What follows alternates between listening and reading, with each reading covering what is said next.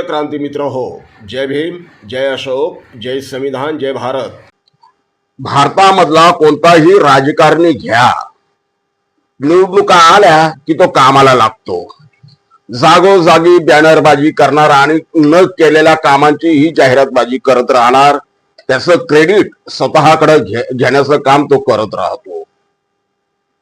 निवडणुकीला 5-6 महिने बाकी असताना हा नेता, हा कार्यकर्ता कार्यरत होतो, कार्यसम्राट बनतो। परंतु निवडणुका झाल्या की मात्र तो आपल्या घरामध्ये आराम करत असतो। 4.5 वर्ष तो जनतेला दिसतही नाही, त्याचा चेहरा थोबाड कसं आहे ते देखील लोकांना आठवत नाही। अशा पार्श्वभूमीवर भारतामध्ये एकमेव नेता आहे प्रकाशजी आंबेडकर। होय, प्रकाशजी आंबेडकर हे एकमेव नेते आहेत जे ग्राउंड लेवलवरती काम करतात। समाजाच्या अडीअडचणींसाठी, समाजाच्या प्रश्नांसाठी आवाज उठवतात, मोर्चे काढतात, उन्हा तानामध्ये मोर्चे काढतात, सरकारला घेरतात। एकमेव नेते प्रकाशजी आंबेडकर।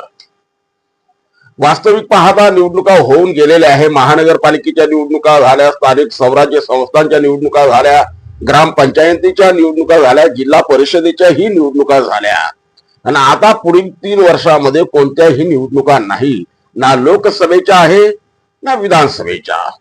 या पार्श्वभूमीवर बाकीचे नेते घरामध्ये आराम करतायत। ग्राउंड लेवल वरचे जे नेते आहे ते काम करताना दिसत नाहीये। त्या पार्श्वभूमीवर प्रकाशजी आंबेडकर मात्र घरात न बसता आजही लोकांमध्ये, समाजामध्ये वावरतायत। समाजाच्या प्रश्नांवरती, मग तो यूजीसी बिल राहो की तुमचं समाजावरती होणाऱ्या अन्याय अत्याचाराच्या संदर्भात आवाज उठवणं असो, कोणत्या लेकी बाळीची हत्याचं प्रकरण असो की कोण्या आमच्या तरण्या बांडपोराची केलेली हत्या असो, प्रत्येक मुद्द्यांवरती प्रकाशजी आंबेडकर आपला आवाज बुलंद करतात। फक्त आवाज बुलंद करून ते थांबत नाही। घरामधून टीव्ही वाल्यांना, चॅनल वाल्यांना मुलाखती देऊन ते थांबत नाही, तर प्रत्यक्ष मैदानामध्ये ते लढत आहे, मोर्चे काढत आहे, आंदोलन करत आहे। तितकं कमी की काय, ते कोर्टामध्ये सुद्धा लढत आहे, न्यायालयीन लढाई सुद्धा ते लढत आहे। आणि त्यामुळे प्रकाशजी आंबेडकर हे एक वेगळं व्यक्तिमत्व भारतीय राजकारणामध्ये आपल्याला दिसून येते। मनात आणलं तर इतर स्वयं घोषित नेत्यांप्रमाणे प्रकाशजी आंबेडकर हे देखील घरात आराम करू शकले असते, परंतु याही वयामध्ये 70 वर्ष वयाची पूर्ण झाल्याच्या नंतर सुद्धा पायाला भिंगरी लावून प्रकाशजी आंबेडकर समाजाच्या प्रश्नांवरती लढताना दिसत आहेत।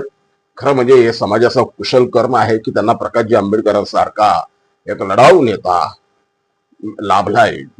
ते फार समाजाला असा नेता कमी लाभतो।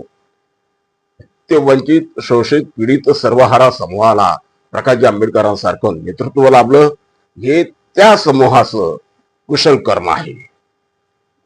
प्रकाशजी आंबेडकरांच्या नेतृत्वाखाली आणखी काही बऱ्याच लढाया लढायच्या बाकी आहे। ज्या पद्धतीने ते इतर लढाया यशस्वी झाले, त्यांनी त्या यशस्वी करून दाखवले, त्याच पार्श्वभूमीवर पुढील लढायांमध्ये सुद्धा प्रकाशजी आंबेडकर हे समाजाला विजय मिळवून देतीलच, याबद्दल जनतेला खात्री आहे। जय भीम। प्रिय क्रांती मित्र हो, भीम पॅंथर या आपल्या हक्काच्या यूट्यूब चॅनलला कृपया सबस्क्राईब करून आम्हाला विषमतावादी शक्तींच्या विरोधात लढण्यासाठी बळ द्या, शक्ती द्या, ऊर्जा द्या। कमेंट करा, लाईक करा, शेअर करा।